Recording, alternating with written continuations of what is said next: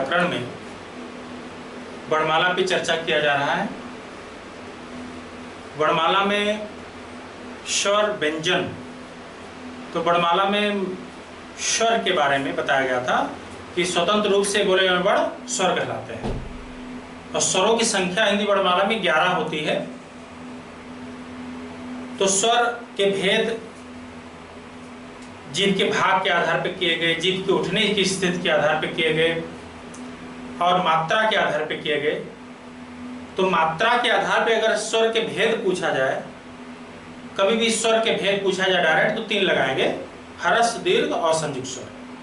लेकिन अगर मात्रा के आधार पर स्वर पूछा जाए तो 2 भेद, एक ह्रस्व एक दीर्घ। तो स्वर की चर्चा था। अब मात्रा के बारे में चर्चा करेंगे। जो मात्राएं होती हैं कि मात्राओं की संख्या कितनी है, तो अगर ऐसे प्रश्न पूछा जाए, देखिए जो मात्राएं होती हैं, मात्राएं जब स्वर व्यंजन में लगते हैं तो उनके 10 प्रकार के रूप होते हैं मात्राओं के, और मात्राएं स्वरों की ही होती हैं। तो मात्रा है क्या? तो एक हिंदी व्याकरण डॉक्टर कामता प्रसाद गुरु ने मात्रा के बारे में परिभाषित किया है। देखिए, किसी विद्वान के अनुसार जो परिभाषित किया जाता है उसको हम बदल नहीं सकते हैं।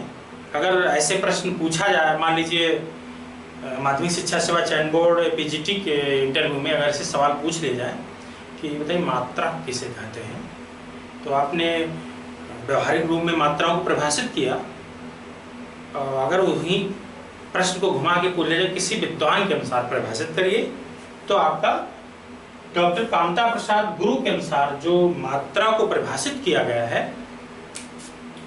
व्यंजनों के अनेक प्रकार के उच्चारणों को, व्यंजनों के अनेक प्रकार के उच्चारणों को स्पष्ट करने के लिए जब उनके साथ स्वर का योग होता है तब स्वर का वास्तविक रूप जिस रूप में बदलता है उसे मात्रा कहते हैं।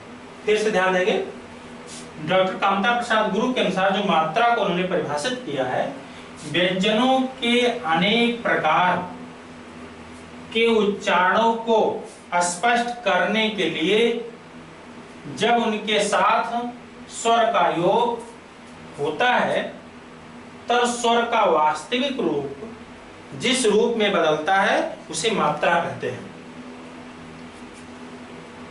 मात्राओं की संख्या जो होती है 10 होती है, मात्राएं 10 है। जब भी प्रश्न पूछा जाए मात्राओं की संख्या कितनी है, 10। स्वरों की संख्या कितनी है, 11। देखिए जो स्वर होते हैं वो 11 हैं, यहाँ बताना थोड़ा अनिवार्य है। जो स्वर हैं हमारे 11 होते हैं, जैसे मूल स्वरा, दीर्घ स्वरा, मूल स्वरी, दीर्घ स्वरी, मूल स्वरू, दीर्घ स्वरू, री, ए, ऐ, ओ, औ। तो देखेंगे हमारे जो स्वर हैं ये 11 स्वर 11 हैं। तो जब स्वर व्यंजन में लगते हैं तो उनके 10 प्रकार के रूप होते हैं। तो अ, ई, उ, री, ए, ऐ, ओ, औ। जो हमारे स्वर 11 होते हैं जिसमें मूल स्वर आ है, ये प्रश्न बन सकता है परीक्षा में कि किस स्वर की मात्रा नहीं होती है, किस स्वर की, और बीएड एंट्रेंस में एक साल पूछा गया था परीक्षा में, बीएड प्रवेश परीक्षा में, किस स्वर की मात्रा नहीं होती है। तो हमारा जो मूल स्वर आ है, आ, मूल स्वर आ की मात्रा नहीं होती है, नहीं होती है। तो पूछा जाए परीक्षा में, और पूछा भी गया बीएड प्रवेश परीक्षा में, किस स्वर की मात्रा नहीं होती है, तो मूल स्वर आ की मात्रा नहीं होती है। दीर्घ आ की मात्रा होती है, आप कहते भी है, देखिए आ, ई, आप लोग उस तरह पढ़ते हैं, आ, ई, उ, री, ए, ऐ, ओ, औ। तो मात्राएं जो 10 है हमारे और स्वर 11 है, तो कौन सा स्वर है जिसकी मात्रा नहीं होती है? मूल स्वर आ की मात्रा नहीं होती है। मात्रा के भेद जब पूछे जाए आपसे, तो मात्रा के जब भेद पूछे जाए तो 3 होते हैं। देखिए, एक बार परीक्षा मॉडल एग्जाम में आ चुका है, मात्रा के आधार पर स्वर के कितने भेद हैं, तो वहां 2 होते हैं, क्योंकि स्वर पूछा जा रहा है।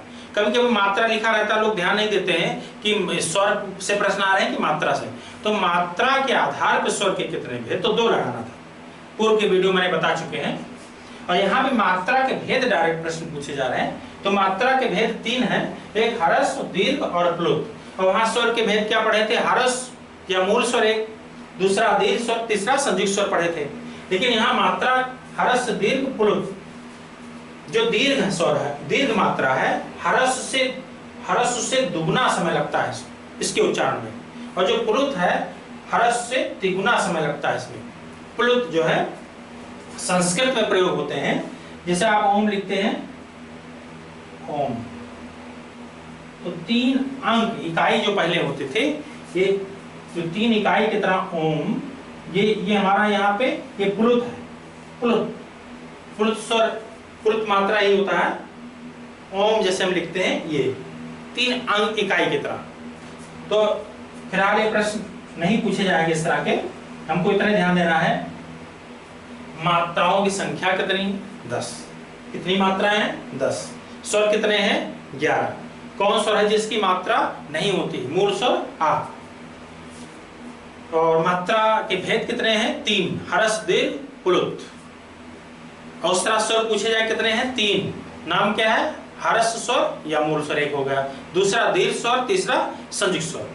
और जीभ के भाग के आधार पे भी होते हैं, जीभ के उठने के आधार पे होते हैं, ओठों के स्थिति के आधार पे स्वर के भेद होते हैं, मात्रा के आधार पे होते हैं। लेकिन यहाँ किसी आधार पे नहीं जानना है, आपको बस इतना जानना है मात्रा के भेद कितने हैं? 3, ह्रस्व, दीर्घ, प्लुत। मात्राएं कितने हैं? 10। मात्रा कहते किसे हैं? डॉक्टर कामता प्रसाद गुरु के अनुसार व्यंजनों के अनेक प्रकार के उच्चारणों को स्पष्ट करने के लिए जब उनके साथ स्वर का योग होता है, तब स्वर का वास्तविक जिस रूप में बदलता है उसे मात्रा कहते हैं। देखिए, जो टॉपिक आप लोग पढ़ रहे हैं, वर्णमाला, यूपीएसआई के लिए भी बहुत ही महत्वपूर्ण टॉपिक है। और जिन लोगों के चयन बोर्ड में साक्षात्कार लगे हुए हैं, वो भी अगर हमारे इस क्लास को सुनेंगे तो बहुत सारे फायदे होंगे, क्योंकि कभी कभी वहाँ बोर्ड में भी उलझा देते हैं। ये बताइए मात्रा और स्वर में क्या अंतर है, या मात्रा कितने होते हैं, स्वर कितने होते हैं, या स्वर कहते किसे हैं, मात्रा किसे कहते हैं। तो ऐसे आपसे प्रश्न अगर जब पूछे जाए मात्रा किसे कहते हैं, तो इसको परिभाषा को आप बताने का प्रयास करेंगे और कहेंगे अच्छा आप मात्राओं को बोर्ड पे लिख के जरा समझाइए। तो आप लिख सकते हैं इसको, और उसके भेद को आप लिखेंगे कि जो मात्रा के भेद तीनों हैं कौन कौन है, इस पे भी आप देख सकते हैं। किसी विद्वान के अनुसार जो मात्रा, प्रश्न कैसे पूछ सकते हैं बोर्ड में, एक बताइए स्वर कितने हैं, मात्रा कितने हैं, व्यंजन कितने हैं, हिंदी वर्णमाला वर्ण कितने हैं। तो इस तरह के अगर आप विचारात्मक चिंतन करेंगे तो आपको ये सब प्रश्न जो है क्लियर होंगे।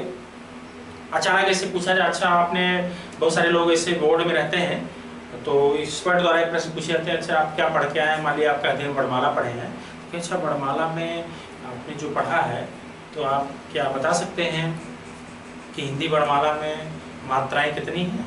कहेंगे 10। तो अच्छा मात्राओं के भेद कितने हैं? कहेंगे 3। अच्छा कहेंगे आपने स्वर भी जाने होंगे, तो स्वर पूछा जाए स्वर कितने हैं, तो कहेंगे 11। तो एक्सपर्ट भी प्रश्न आपसे पूछ सकते हैं कि कौन सा स्वर है जिसकी कोई मात्रा नहीं होती, तो आप कहेंगे मूल स्वर आ।